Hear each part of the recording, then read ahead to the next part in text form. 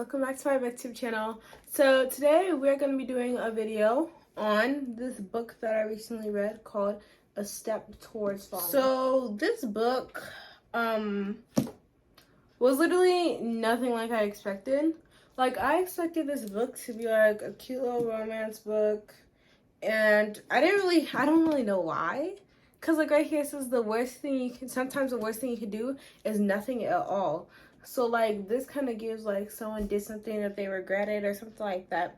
But just by the title, I thought it was gonna be like a romance book. So I went into this book thinking it was romance. And there's a little bit of romance towards the end, to give it credit. Like there's a little bit of romance towards the end, but most of the book isn't really focused on the romance. The romance is like a little subplot. The actual book is more like about this girl who walked in on something she wasn't supposed to walk in on. Instead, like calling for help or doing something, instead she did nothing and she ends up regretting it. But then she finds out that this other dude, this football player, also did the same thing, and they like clash on it and stuff like that, and they like talk to each other. And they don't really talk to each other, actually. They don't really like each other in the beginning. Towards the end, then that's where the romance starts to develop. But in the beginning, there was like some harsh feelings, I guess. And in the beginning, I hated Lucas. He was so aggravating. Like, you did the exact same thing she did. I mean, yeah, she walked on it first. So if she did something, then you wouldn't even have to walk on it. But, like, you were as much as the problem as she is. Like, just because she encountered it before you did doesn't mean that she's more of a problem than you are. Y'all both did something wrong. And then she's like, in the part where she's like admitting that she did something wrong, but like, make sure you punish him too. Make sure you punish him too. Was like, I was giving like kind of petty. Like, girl, we know that you did something wrong, but like, he did something wrong too. And yes, he should be punished, but like, don't you think you're exaggerating it a little? Like, I know she was like scared of that whole football players getting better treatment, that like whole cliche, I guess. But the girl was basically like sexually assaulted at a football game, and then like after that she doesn't go to school anymore and stuff. So like there's that whole thing, and then they're like, oh my gosh, she didn't go to school, oh my gosh, she like isn't gonna survive. What do you mean by that? Like, and then they actually have to join this community center for disabled people. And when they like join that community center, they get a little closer. She meets someone else, but they don't really like click. She figures out the person that she meets isn't really how she imagined him to be, or how she first like imagined him to be. It's like that whole like Jojo Book Binds cover type of thing, I guess. And so like that whole thing goes on. The romance starts to develop more in the end. I don't think this book was that interesting. It took me forever to finish it. Like, I'm not even done with it yet. I'm still over here.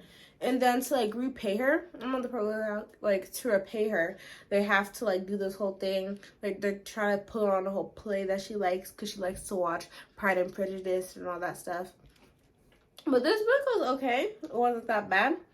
But one book that I also read this year or earlier this summer was actually for school. I read The Boy Who Harnessed the Wind. Like, I'm pretty sure that book is like pretty popular, but I read it for school because we like had to choose some books for like summer reading and stuff, and I chose that book. And at the beginning it was boring. To be honest, the beginning was really boring. I was just like, when is the plot gonna start to develop? Like, I had to continue rereading some paragraphs over and over because I literally couldn't understand what I was reading.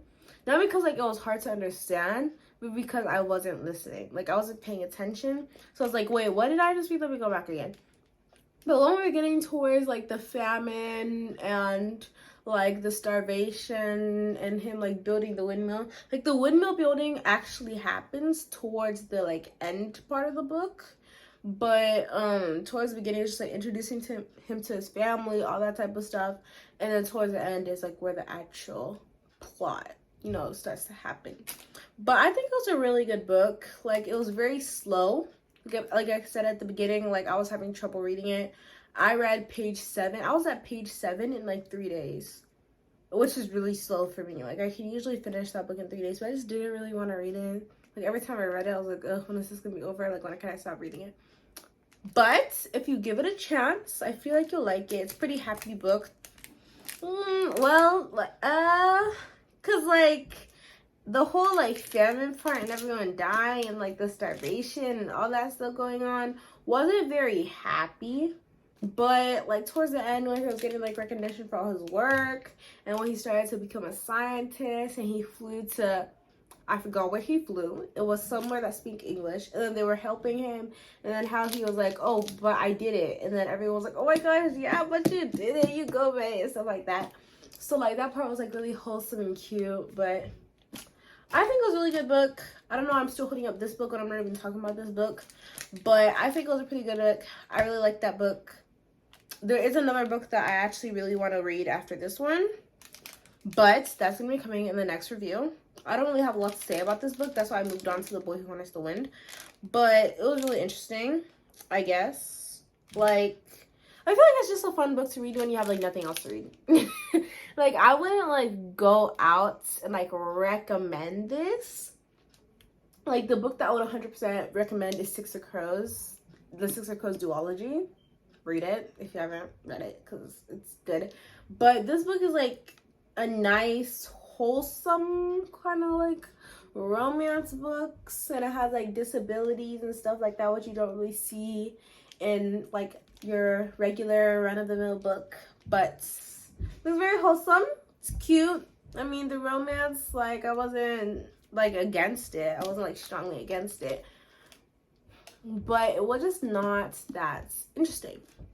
But if you're looking for something with some inclusiveness and with some good messages and, like, a cute romance, read it. That's all I gotta say. But that has been it for this book review.